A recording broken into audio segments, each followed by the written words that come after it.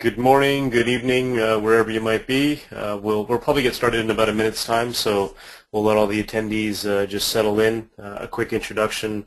Obviously, you're on the BlazeClan webinar for Redshift, Amazon Redshift. Again, we're going to speak to you about Redshift as your data warehouse solution. So we'll wait another 60 seconds, and we'll get everybody to log on as required, and we'll get started in about a minute's time. Great. We'll get started. Once again, thank you very much for taking your time out wherever you're on the world, whether it's morning for you or sometime in the evening. Once again, from a BlazeClan perspective, we're going to take you through Redshift and really talk about Amazon Redshift and how that your organization can utilize that as a data warehouse solution, specifically a cloud data warehouse solution. A quick introduction to myself. My name is Anuj Jaitley. I'm the Director of Business Development for the U.S. and Canada, and really responsible for partnering up with existing clients and potential clients, and from a BlazeClan perspective, making sure that whatever your business objectives are, whatever your technology objectives are, we're really matching those up and providing the right solution set for yourselves as customers and consumers of the Amazon set of technologies from a cloud perspective. So, an introduction into BlazeClan. BlazeClan was founded sometime in 2006, head office in Pune, India. Really, BlazeClan started a cloud computing focused organization, and it's really about bespoke and customized solutions for organizations of all sizes. So from a vertical perspective, we're talking to and dealing with engineering organizations. We have some financial service institutions that we touch, obviously IT, healthcare, and various facets of those enterprise life cycles as well, meaning we're talking to startups today. We're talking to mid-size and large enterprises, publicly traded companies. So we've engaged in various different enterprise sizes as well. Obviously, we have a couple of partnerships, but our key partnership is with Amazon Web Services. We are an advanced AWS consulting partner, and as talked about, we have presence obviously in the U.S. and Canada. Singapore and India are where our other presence is located. Generally, we follow our customers, so that's where our customers are today, and we continue to evolve our customer solution set from a global perspective. And where our customers are is where we'll probably evolve to from a presence perspective. So really carrying on the introduction, talked about the fact that we are a cloud-based solution organization and really focused on, your success in the cloud and the Amazon partnership as being an advanced partner, really kind of putting the two together. So next I'll take you quickly into the high-level agenda and an introduction into the main presenter. So today we're going to talk about Redshift, and we're going to be really focused on the high level of Redshift and what Redshift is doing. In my opinion, Redshift is a technology disruptor. If you look at traditional data warehouse solutions and the Redshift service offering, apples and apples can't really be compared because it's a different beast because it's priced differently, yet it performs better, faster, cheaper. So there's a different attitude in terms of what it can do.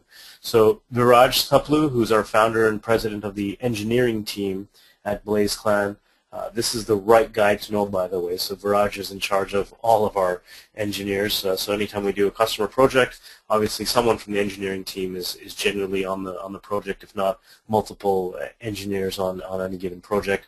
Viraj is the guy that really holds the key to the fort from that perspective. So Raj will take you through the details of Redshift, and then what I'll be able to do from a housekeeping perspective as we get to the end of the webinar is really take any questions that you have, take a stab at answering any questions, any follow-ups that you have. I'll probably follow up with you directly if you're based in the U.S. and Canada, and we'll probably have Gurmeet or Viraj from our India office reach out to you and make sure that any of your questions from that time zone can be taken care of as well.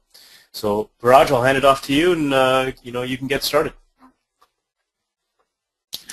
Thanks, Anuj. I'm really excited to have this wonderful audience today. and I'll deep dive into what we are going to discuss today. I'll quickly take you through the agenda. I'm going to introduce you Redshift. It's an Amazon Web Service, so I'm going to talk about it. Then we're going to talk about economics of Amazon Redshift, how it's different, what are its key differentiators, and what's the economics behind it. Then we are going to see some of the migration approaches, which is typical use case, heterogeneous data sources, and how we can actually migrate from heterogeneous data sources into one data warehouse. Then we are going to talk about case studies. So we'll have a look at 2 case studies there. And finally, we'll talk about how we can help your organization with Redshift. Introduction to Redshift. So what it is a different beast altogether, as Anuj mentioned. When we talk about Redshift, it's a game changer in its domain. It's a managed service. It's fully managed service by AWS. It's a petabyte scale data warehouse. So all of this said, what it means. So it means that you can provision your data warehouse in minutes. That means that your custom data warehouse requirements where you need to have a large scale data warehouse in-house. What you'll do is you go and get hardware, custom hardware, software, build the whole structure up, and then use it. So that will be at least 3 months down the line before you actually start conceptualizing the project. So you can in Redshift you can provision it in minutes.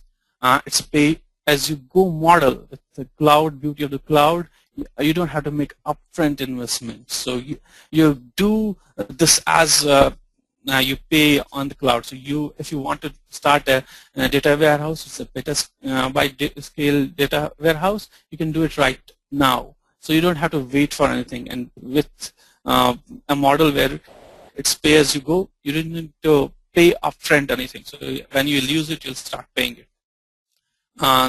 It's extremely fast and low price. So the idea behind Redshift was that it should be at a cost of 1/10 and should be faster 10 times from the traditional data warehouse technologies. And at the same time, it supports SQL. That's the beauty of it. You don't need to actually learn any new technology to use it. So keeping its usage simple. So it supports SQL, so your basic SQL queries will run well here. And your tools which have JDBC and ODBC connections, it supports it. So all your tools which we use for ETL or your BI can be easily integrated with Redshift. So what are the key differentiators here? If we talk about these key differentiators, Redshift has 3 major key differentiators. The first key differentiator is Redshift has drastically reduced IOs. IOs means input-output operations. For any database or data warehouse, the most expensive operation is input-output. We'll deep dive into this, how IOs are drastically reduced. The second thing is when we talk about scale is massive parallelization. Redshift has achieved this massive parallelization architecture through which it can actually have a large cluster and can automate most of the activities and parallelize them. So you don't need to think about sorting and sharding your databases, so or data warehouses. So that is all automated to a large extent. With this, enterprises put at the center of their concentration on their concerns is security. So with Redshift, security is built in. Okay, so encryption in transit as well as when it's in store is taken care of. Right? So there are multiple ways of doing it. There is VPC and there are automated backup. So these are some key differentiators which we are going to deep dive into in next few slides. So some of the feedbacks. When Redshift started in 2013, sometime in February, there were quite a good number of feedbacks coming in. So it's Redshift is one of the fastest growing services from Amazon, and it had a record 1,000 customers in something around 6 to 7 months. So it was one of the fastest, and is still one of the fastest growing web service from Amazon. Amazon Redshift reduces I/O drastically. So we were talking about this, how it reduced drastically this I/O. In traditional databases, I/Os are a very expensive task. So with Redshift architecture, they have tried to minimize the I/O operations and improve the performance by minimizing this. There are some of these key things which we are going to talk about. There is columnar storage concept. From the traditional database or data warehouse concepts, these can be column oriented or row oriented. Redshift is a column oriented data warehouse.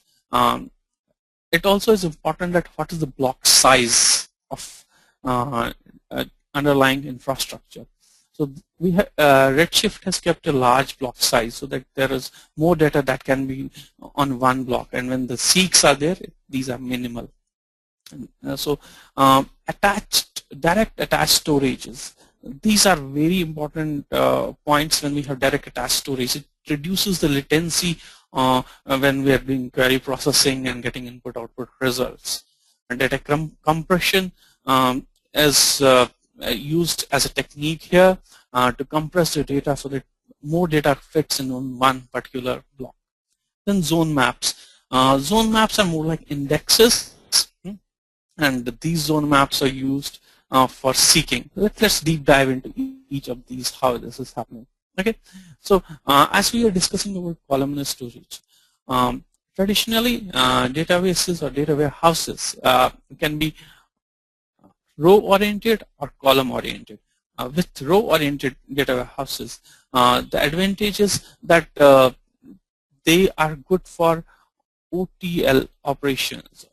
They're online transactional processing operations. They're good because in these kind of concepts where you have transactional processes, you need to seek the complete row. You need to query the complete row and get the data out. Okay. And when the data is stored in row-based architecture, the whole data actually resides in one block for one particular record. So seeks become minimal in these cases. Okay. In case of data warehouses, the focus goes on the columnar data. So Redshift has taken the columnar approach in this, and with this approach, more of the data can actually fit in on one particular block. With more number of data fitting in one block, so that's when you have useful information which you seek is column-wise for a particular operation, which are OL operations, that is online analytic processing operations. So you go and analyze this data in columnar fashion. Having these blocks large and having large the set of columnar data on these blocks gives an advantage by reducing the seek time and getting data faster. Data compression. So as we're talking about the columnar data storage, so this means that the data pattern is same, and we are taking a columnar approach, column-oriented approach. The data pattern is same. So the compression of this data pattern is easier. So it compresses this data so that the more data can fit in the same block. And your seeks are reduced. So your block seeks are reduced drastically utilizing this. Next, I'm going to talk about zone maps. Zone maps are more like indexes. You might be database index. You might be already familiar with this concept. With this concept, there are different zones which are created on the block stores. So, and there's a minimum and maximum value given to each block store.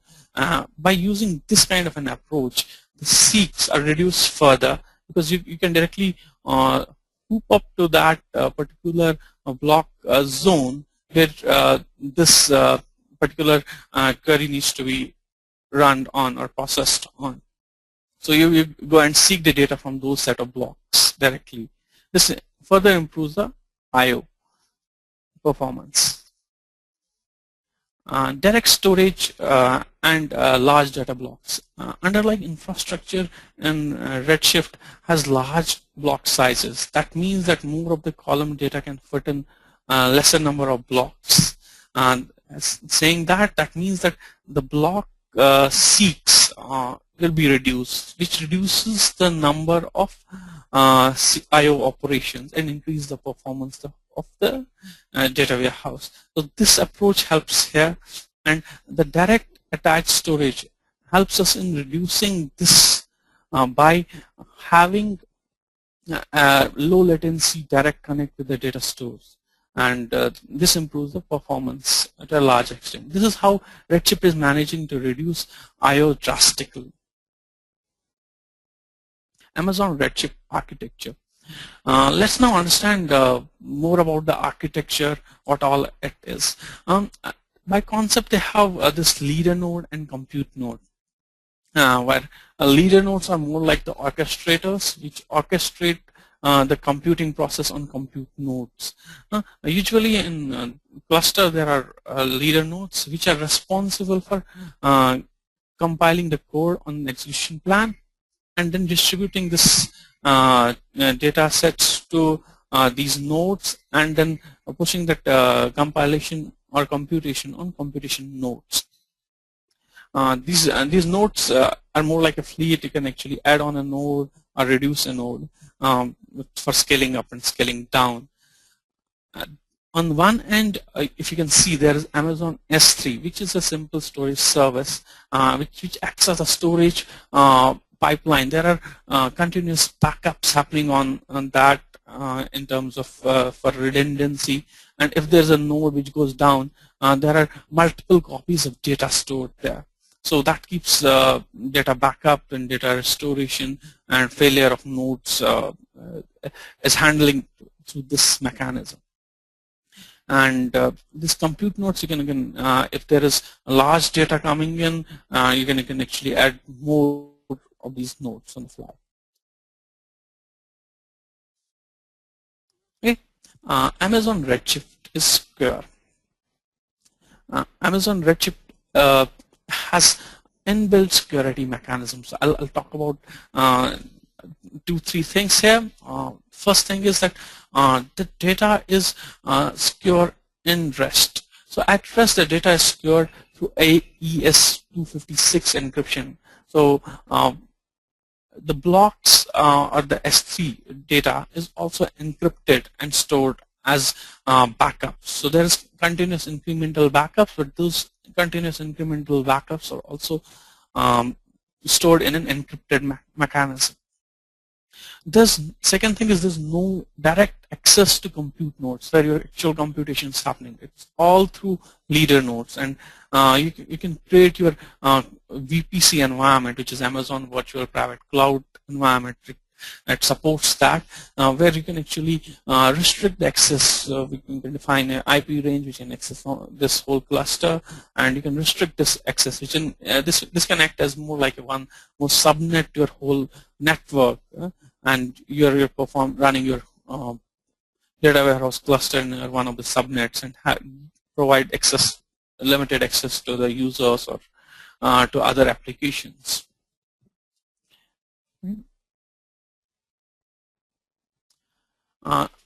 Here we are going to talk about the continuous backup and recovery process. I slightly touched on these things in previous slides, but we'll go into the more details here. The backup process is a continuous process here. So there are multiple copies of data all the time in the cluster. And these multiple copies are on the nodes. These are computational nodes, as well as there's continuous incremental backup which is happening on S3.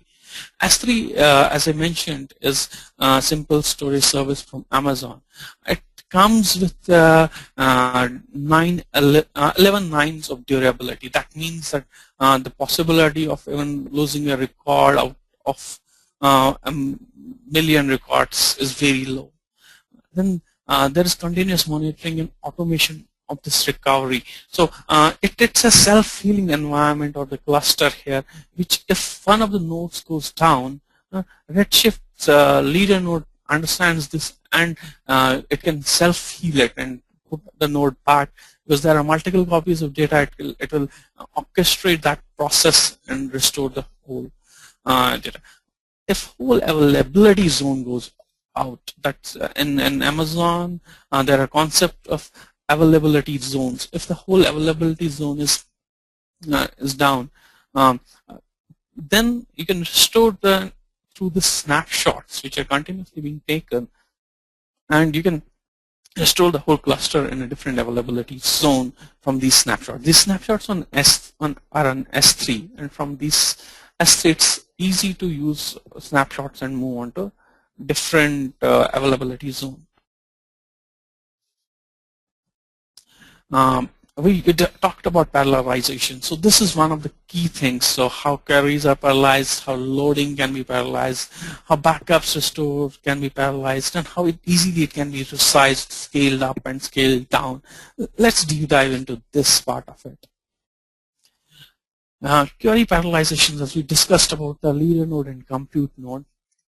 Query parallelization is done by having a fleet of compute nodes, so a cluster of compute nodes, and it automatically, as I discussed before, actually shares the data, gives a data distribution, sorts it and distributes the data. So you don't need to do that load sharding or database sharding in this case.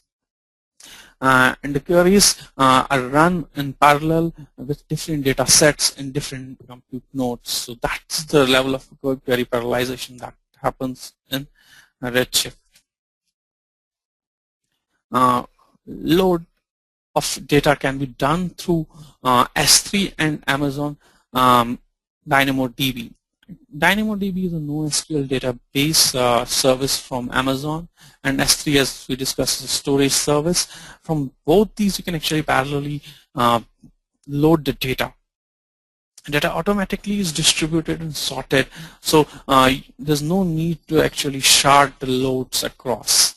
And it's a very linear and can be easily adding nodes to manage the loads further. Backup of data. Backup is a continuous process in this. There are a number of concepts here which I would like to touch in. One of the concepts is streaming stores enables you resume query faster. So what does this mean? This term mean? This means that, for example, you're taking a snapshot of the complete database, and now you're restoring it from that snapshot. Well, that restoration is happening from that snapshot which was on S3. You can, meanwhile, someone can actually fire a query. So what will happen to that query? Will it fail? It does not fail. It actually streams the data. Based on the query, it will first load the data which is required for the query and give you results, and then do the lazy loading for the rest of the data. Okay, so it gives the priority as per the query and streams the data. So that's one of the key features, which is a key differentiator here, and is a mechanism of parallelization. You can restore the complete, as it is obvious that you can restore the complete cluster from these snapshots, which you can have a retention period configured. Again, these backups are continuous and incremental. So the incremental backups are taken as part of snapshots, which can be continuous incremental backups. So it does not, you do not need to keep the backup all at one go. and then add one more backup in full form. So these are incremental backups.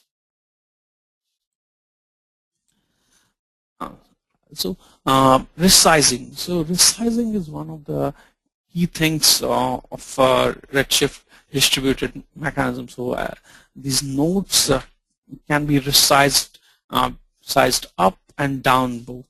So that gives users the capability of data warehouse users the capability to actually control the data warehouse nodes.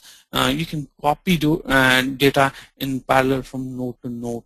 That's something which you can utilize for multiple purposes.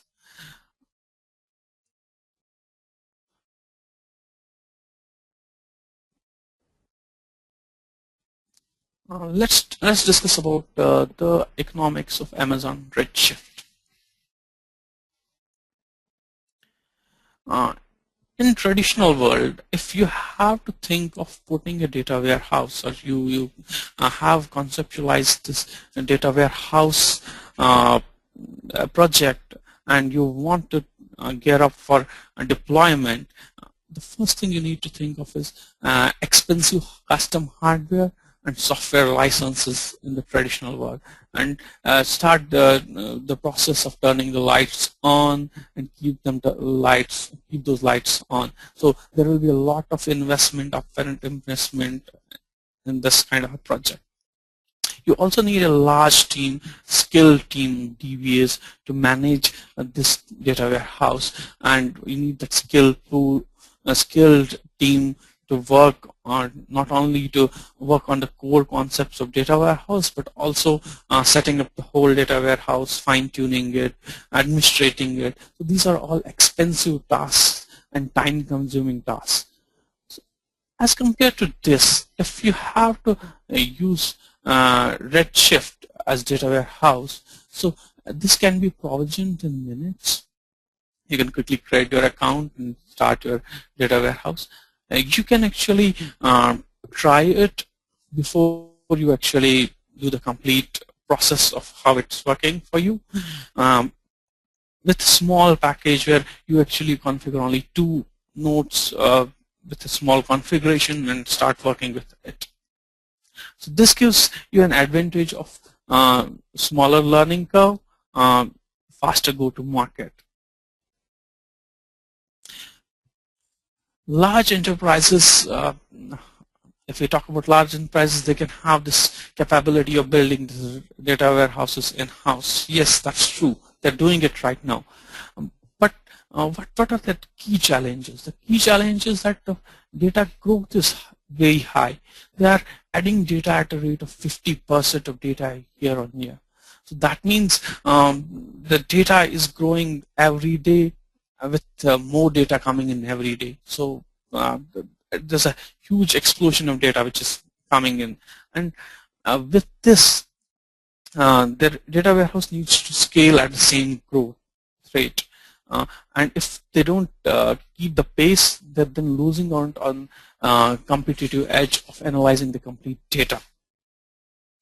So to simplify this problem, they can use Redshift, where they don't need to worry about scaling up their data warehouse at a very fast rate, which can be automated, and through Redshift, your addition of nodes can be easily automated. But what you can do here is concentrate on the fine-tuning of your data warehouse. Concentrate on what data is required, what analytics is required out of your data warehouse. For small enterprises, it's really difficult to go in the traditional way because it's expensive. They have limited talent pool and have limited access to the skilled resources who can actually build such kind of data warehouse environments in-house. So with Redshift, it's easy for large as well as small organizations to answer their challenges. So in terms of pricing, how is Redshift placed? Let's look. So there's no upfront charge. So it's a pay-as-you-go model. You don't even pay anything upfront. The data warehouse, if we can want to start it, you can use 2 nodes of 2 TB, maybe DW1 family of instances with large DW1 large instances with 2 TB of data capabilities. You can use it at around $1 per hour, which is less than $1 per hour, which is quite impressive. So we can start it very fast. On the other hand, you have 2 options. That's one is called on-demand costing, and second is reserved costing. So how does it work? I'll take you through. On-demand costing is more like whenever you use data warehouse, you pay per hour. So you actually say on-demand pricing. So it can be for per TB, it's around $3,700 per annum, which is pretty impressive. Which is I'm sure which is 1/10 of the cost of likes of Netezza, Teradata, and other data warehouses in the market. The other model is reserved pricing, where you actually go and do an upfront commitment and pay some amount upfront, and say that you're going to use it for 3 years. So it's not all upfront payment; it's a partial upfront payment, and the partial is every month payment. So as you use, you pay every month for that other partial payments. So if you do this kind of an, you choose this kind of a pricing mechanism for your data warehouse, the price further below is below $1,000 per TB, which is very, very impressive. Okay, so Amazon Redshift configurations. Here we are going to talk about what kind of instances do we have currently. There's a slight change in what was offered earlier. There were high compute instances family which was offered as part of Redshift earlier. Now they have this DW1 and DW2 family. This is storage dense and compute dense family of instances which they're offering with Redshift. So what is the storage dense and compute dense? How are they different? With storage dense, it means that the storage is given a priority as compared to compute. So you have in storage, you have SSD drives which are attached to it, and your high capability instances with a configuration mix of higher storage capacity. Where compute dense are for those data warehouses which are compute intensive, need more compute power, and are not intensive in terms of data storage. So the storage here is SSD. So it's SSD storage which is linked to these kind of instances. So, okay, so that the computation is fast. Yeah, I'll further like to take you through these 2 types of nodes. There is X large and 8X large. These are 2 type of nodes which you can create a cluster from. So the only limitation here is that you need to choose one family and create a complete cluster out of that particular family with a similar kind of nodes underlying that. Okay, so heterogeneous mix is not allowed at this moment. Amazon Redshift works very well with JDBC and ODBC connector. So your existing tools like JasperSoft, MicroStrategy, Panther, Tableau, all these will work as they're working with your rest of in-house or other traditional data warehouses. So because there's a same JDBC and ODBC connector which is supported here as well. So you don't need to rework on any of those BI components which you have done. So you can easily use existing tools with it. Here we are going to discuss more about the migration approach. This is a high-level approach and understanding from our different case studies and network experiences with different heterogeneous data sources and how they can be migrated. I'm going to talk about two type of approaches here.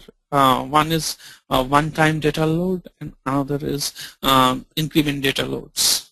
Okay, in one-time data loading approach, we have further three ways to do it. One way is Amazon import export. With Amazon import export, you have a capability to ship hard disks, which is copying data and shipping data through hard disks in a secure way. So you get all the data from your different data sources, and you push this data across using these hard disks which can be shipped. Amazon has a service called import export, under which you actually get some kind of ticket mechanism, and your data is securely put on that actual data center of Amazon directly with physical connects to these hard drives. Okay, this is very good and recommended when there's a first time data upload and data transfer for a large data set. The upsides here are, the advantages here are, it's fast and cheaper than direct uploads, and it's a secure way of doing it. Then the disadvantages here that you have to copy data on these hard drives, and then there are shipping overheads, and managing those shipments is sometimes an overhead. Okay. So second way is direct upload using internet bandwidth. The direct upload is again it's recommended for small data sets. In this case, you actually have a direct connect, which is a link we can actually establish between your data center and Amazon. A dedicated pipe can be put in there, but it's expensive, and if the data set is very large, then it will take some time because it's an internet bandwidth ultimately which is required for this. Okay.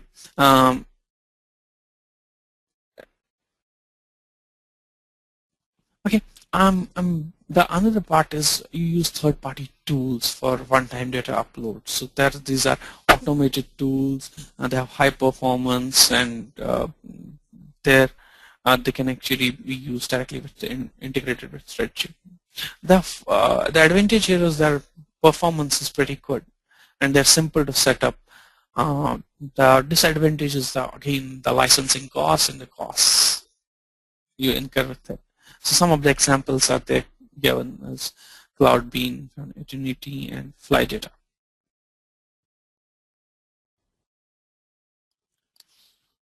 Incremental is another approach where you actually have an incremental data upload approach. In this, you can use tools or you can write custom scripts. So writing a custom script is the one-time job where you do this incremental data upload and schedule these jobs and run at regular intervals to put it up. The advantage here is you have custom build for your job, and it's easy to deploy and manage. It's a very cost-effective way to do it. The disadvantage is that maintenance heads are there, and because it's in custom script, so you need to manage your all end to end and test it well before you actually start it, and handle the failure scenarios or other scenarios when you're actually uploading them. There are some tools like Informatica Cloud, which is a service and is a cloud-based service which is pay-as-you-go service, where ETL scripts are written from Informatica and you can use easily, and there's ease of management and maintenance with this. The disadvantage here is it's again a license and expense associated with it. Then there are open source ETL tools which come from Pentaho and Jasper. The advantage here is that they're open source and they're easily integrated with Redshift. Their ETL and BI capabilities. If you have already in-house capabilities in Pentaho or Jasper, you can utilize them. The disadvantage part is that you need to maintain the deployments yourself and then maintain, and there are other maintenance overheads which will come with them because you'll be managing them end to end. So for both these tools, these are some of the tools which are open source tools for ETL and are used by different customers.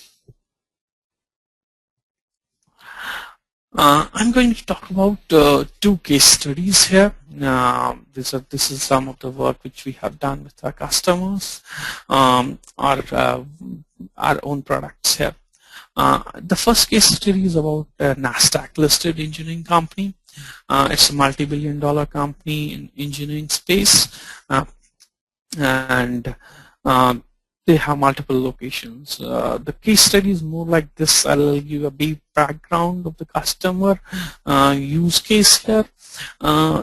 This is a large organization and have done multiple acquisitions over the time, and all these organization subsidiaries run their solo. So they have these CRMs which are spread across these subsidiaries.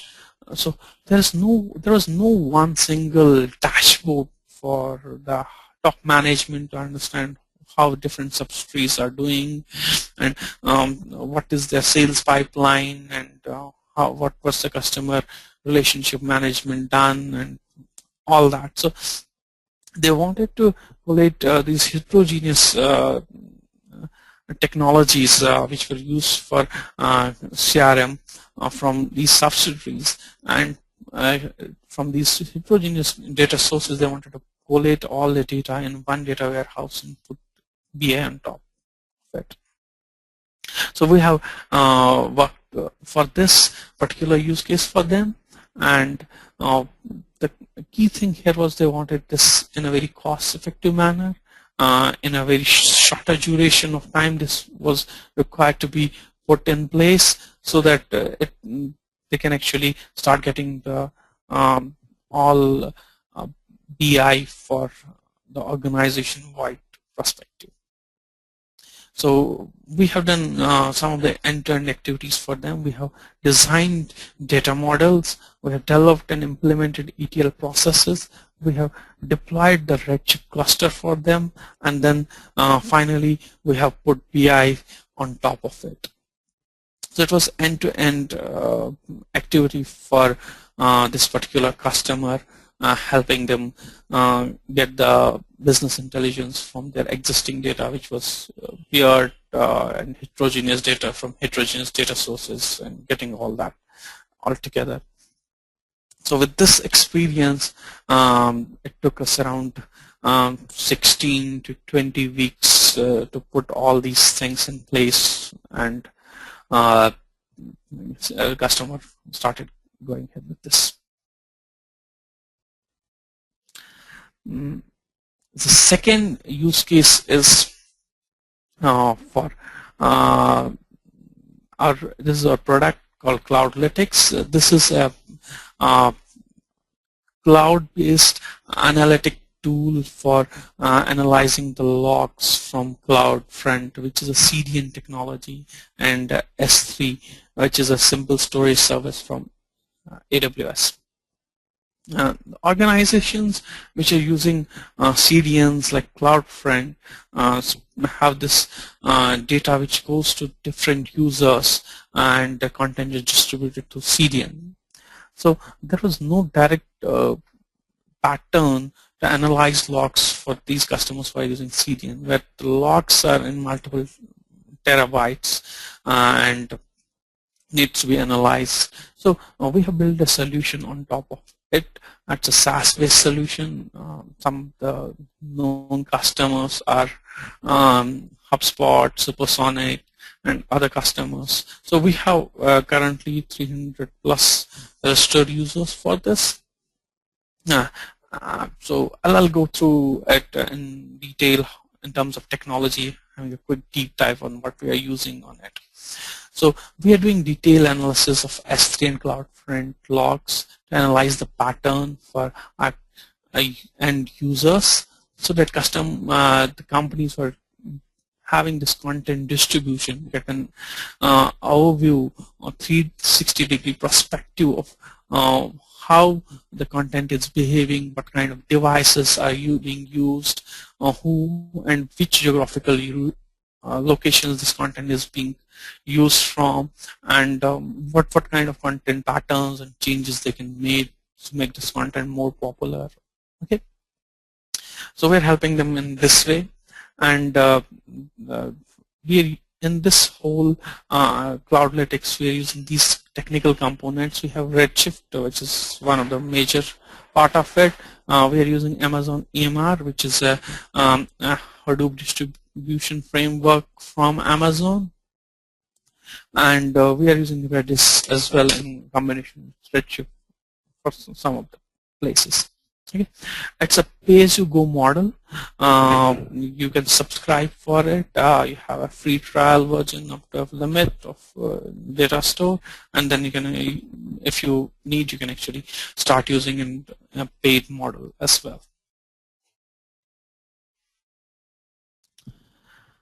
I like to talk about said all this about Redshift, what Redshift is and how it can help. So I'll talk about how BlazeClan can help you with Redshift. So we have end-to-end data warehouse consulting group, which is wholly responsible for complete end-to-end analysis right from capacity planning, requirement analysis, data modeling, designing ETL processes, and then doing the initial migration, which is the key thing, and having those BI reports, which are very important for business growth. We can put all that together, as I mentioned in one of our case studies where we have done this for a multi-billion-dollar company, NASDAQ listed, publicly listed company. So we have these capabilities. This is a specific skilled group of experts, certified engineers on Redshift technology who can actually come and work with you to understand your requirements and give you a wonderful plan and implement it end-to-end for you. Yeah, it's a good time for questions. So any questions here?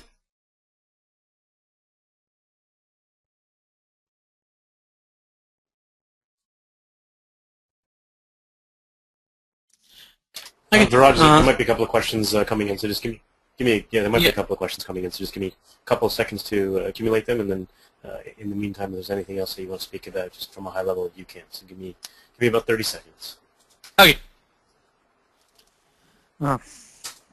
So I like to talk about all these case studies when we are working with these large enterprises. So what we understood from their pain points was that we try to understand, are they actually using some kind of data warehouse technologies already?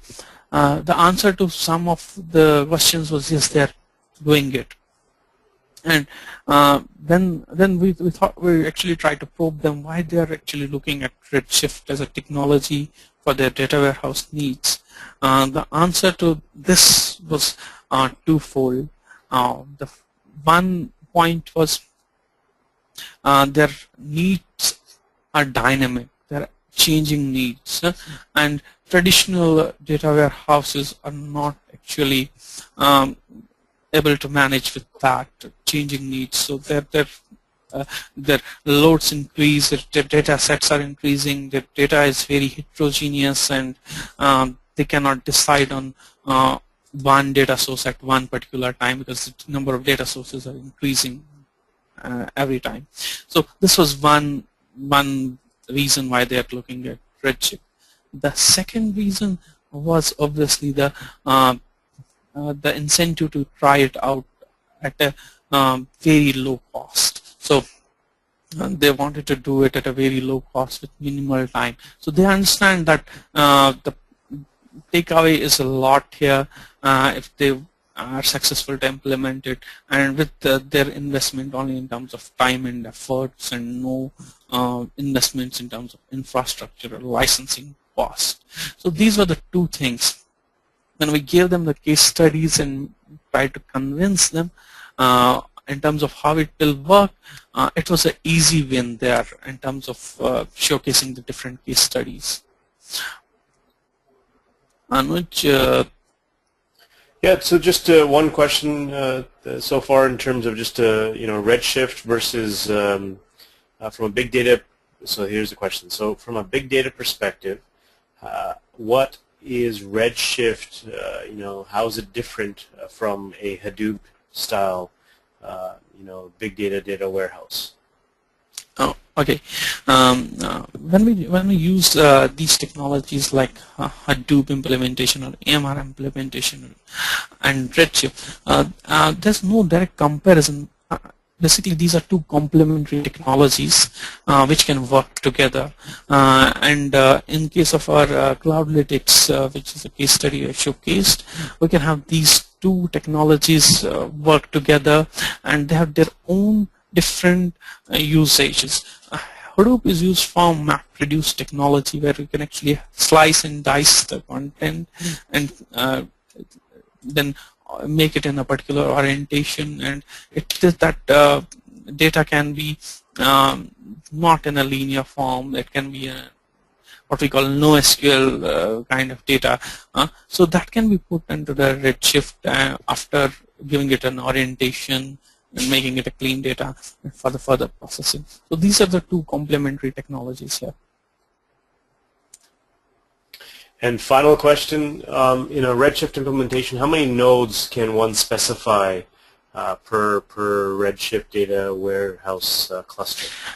Okay, the number of nodes, there's no actually limit in terms of number of loads. The limit is in terms of number of storage it can go up to. It can go up to 1.6 petabytes of data storage, which can be processed here.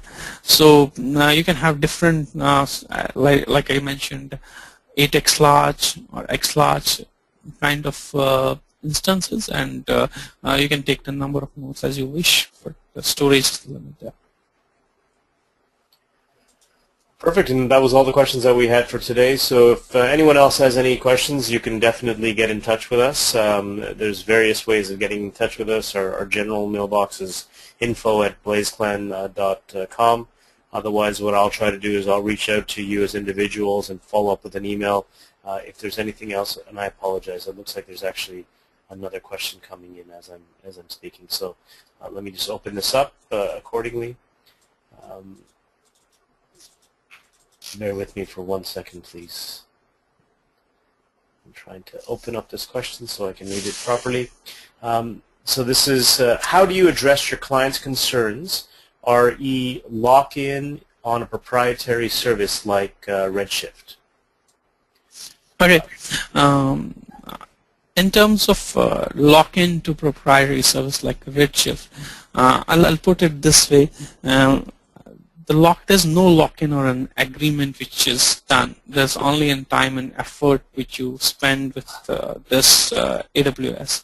So I'm understanding this question right, Anuj. Is this is the right question? Can you repeat the question once again for me so that I'll answer it the right way? Yeah, sure, and maybe Asker, you can clarify. But from a lock-in perspective, you're talking about locking into the technology or locking into the contract, or maybe a bit of both. But I have a feeling really this is applying to the technology, Viraj. So maybe you can answer to the technology, and if there's any more specificities required, I can reach out to the Asker as well. Okay. In terms of technology, lock-in is equal sunk cost in time and effort. Lock-in is lock-in is equal, as you mentioned, right? That it's something which is equal to time and cost and effort more in terms of this. So the advantage with Redshift is that to try it out before you actually lock in the complete infrastructure with it, is that you can try it out at a very low cost. And once you try it out and you're sure about it, you can go with the complete implementation across with the Redshift. So you can easily understand this point that this service as Redshift needs to be good, and so that it can actually keep the customers happy all the time, because otherwise there's no other contractual locking or other lockings which we talk about. It's only the time and effort, and if it's good, when you try it out and test it out and then do the complete implementation, there is no large upfront investment in terms of technology and efforts and time. So I hope this answers the question here. Yeah, and I could probably get into specifics from a customer perspective that we had. So a customer was engaged in looking at a product by IBM, and obviously Netezza was the product. Just to get started. So if you imagine a proof of concept, just to realize a vision on the Netezza product, this customer is looking at an investment of something like $30,000 on a very small scale Netezza appliance, just to take a look at what they were doing from a data analytics perspective and envision that on Netezza. You don't have that $30,000 of just to turn on the technology cost with Redshift. I mean, you literally, it's a utilization cost. It is based on your needs. So from a proof of concept perspective, to visualize your vision, it's much simpler on the cloud versus something that is an appliance, etc. So hopefully that clarifies with a comparison to kind of, I'll call it today's world data warehouse technologies. Any other final questions? I think we're pretty good, Viraj, and once again, I'll reach out to everybody individually if they have any other final questions or comments. And really our objective today, as always, is to educate the audience, make sure that the audience understands the products and services that we are focused on at BlazeClan. Obviously, we wear a very strong Amazon hat, but further than Amazon, we're really focused on assisting clients with their various cloud needs from that perspective. So we do have a link up here, blazeclan.com/webinars. Don't hesitate to jump on and check out our upcoming webinars. Obviously, from a global perspective, there's different times and dates for our global audience, so hopefully there are ones that service and fit your needs. In the meantime, as I suggested, I'll reach out to everybody in the next couple of days, so you'll probably hear out from me by Monday if there's any specific service or questions that you have that we can get engaged in. BlazeClan is here to assist in any of your needs. So I appreciate everybody's time this morning. We try to keep everything kind of concrete within an hour, so I'm giving you a minute back, so I appreciate everybody's time today, and thank you very much for your time. Viraj, thank you very much for going through your insight about Redshift, and everyone have a great day.